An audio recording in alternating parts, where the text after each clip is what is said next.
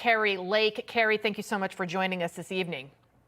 Oh, it's good to be here. I love watching the pictures of President Trump out with the people. He is a man of the people, and everybody loves him. Everybody is ready and eager to get President Trump back in the White House, and that's why he's working so hard for us. That's why I'm running for U.S. Senate, because we need to have backup when he gets to Washington, D.C., and he needs to have people who are going to be pushing the Trump agenda, which is an America First agenda.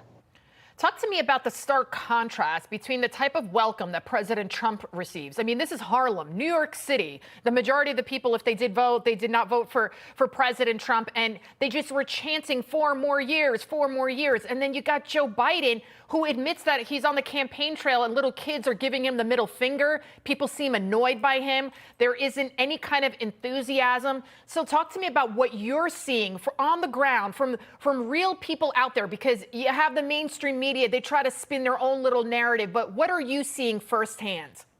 Well, I'm campaigning in the state of Arizona, and I can tell you Arizona is Trump country. I am the Trump-endorsed candidate for U.S. Senate in Arizona. I'm a friend of President Trump's, and the people here can't wait to get him back in office. Even people who weren't big voters, they kind of followed a little bit of politics, but they weren't involved, are telling me, you could not hold me back from voting. Things have gotten so bad. The economy is so bad. I can't afford just to get by, and I can't wait to get out and vote for President Trump. And you know they're in a panic, Lydia, when you see the Democrats now. All this is happening with President Trump. The sham trials, they're doing the same thing, by the way, to me in Arizona with a bunch of Soros and Obama linked attorneys coming after me, trying to take me off the campaign trail. They don't want outsiders in Washington, D.C. They don't want this corrupt system to be toppled and replaced by a system that works for we the people. And so they're trying to get rid of President Trump's Secret Service protection. I mean, this tells you how diabolical the Democrats are. They don't want him to have protection. And they also know that he's being, brought up on all kinds of charges in 4 different jurisdictions. But what they can't control is that the people love President Trump. The people miss those America First policies. And no matter what they throw at him, he will stand up and fight for us. And that's why the people of this country love him, including people in Harlem, in New Jersey, in New York. I think they're going to rue the day they brought him up for charges in New York, because the people of New York are quickly turning into Trump supporters and people who will vote for him and vote for him in huge numbers. Kari, you were a longtime news anchor, member of the media. You see the lies, right, that the left spews. They spew it every day about President Trump, that he wants to be a dictator. They purposely edit a soundbite, and they leave out the part where he says, yeah, I want to be a dictator. I want to drill, drill, drill. I want to secure the border. And then, of course, they prop up people like Hillary Clinton. And here she is in another desperate attempt to stay relevant. She was on a podcast with Democrat election lawyer Mark Elias yesterday. I want you to take a listen to this. We haven't talked much about the international arena, but, his bromance with Putin, and it was actually called that, I think, by the former Prime Minister of Australia, who said he saw Trump with Putin, and Trump was like, just gaga over Putin, because Putin does what he would like to do: kill his opposition, imprison his opposition, drive, journalists and others into exile, rule without any check or balance. That's what Trump really wants. Kari. Oh, boy. Oh, that's really rich coming from a woman like Hillary Clinton, how many of her friends have just mysteriously died or committed suicide? I mean, honestly, that's rich of her. What President Trump wants is to root out the corruption and deliver our government back to we the people. And she looks very nervous. She talked about her friend Mark Elias.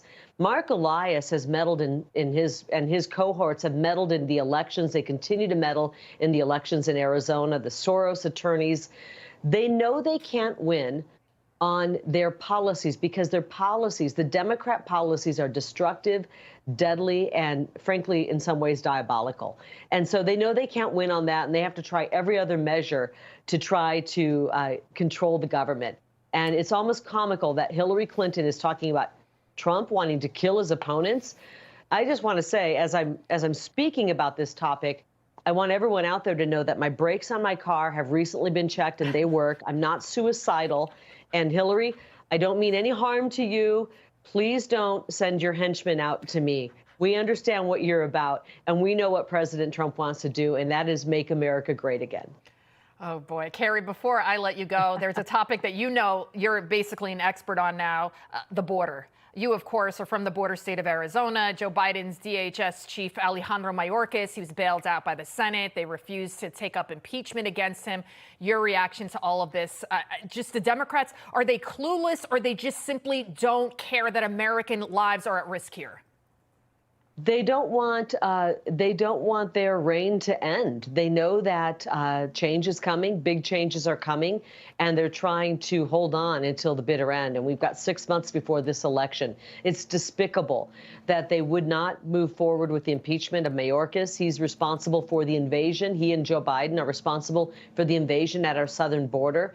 And, you know, the reason that we have the economy in shambles, the reason that we have the fentanyl crisis killing a young generation, the reason we have millions of people pouring into this country is Joe Biden and Mayorkas. And any lawmaker, politician who will not vote to move forward with this impeachment, frankly, has blood on their hands from what's happened to our country since they opened up the border.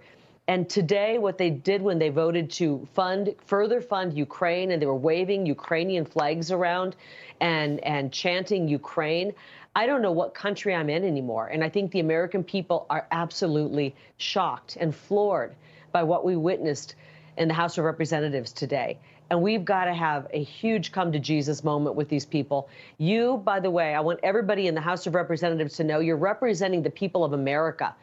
And it's about time you start caring about the people of this country instead of caring so much about the border in Ukraine and the people of Ukraine. Americans are suffering, and we demand that you start representing us. It's unbelievable. And again, for the record, Kari is not suicidal. She has her brakes checked. Hillary, stay away from me, please. Kari Lake, thank you so much for joining us.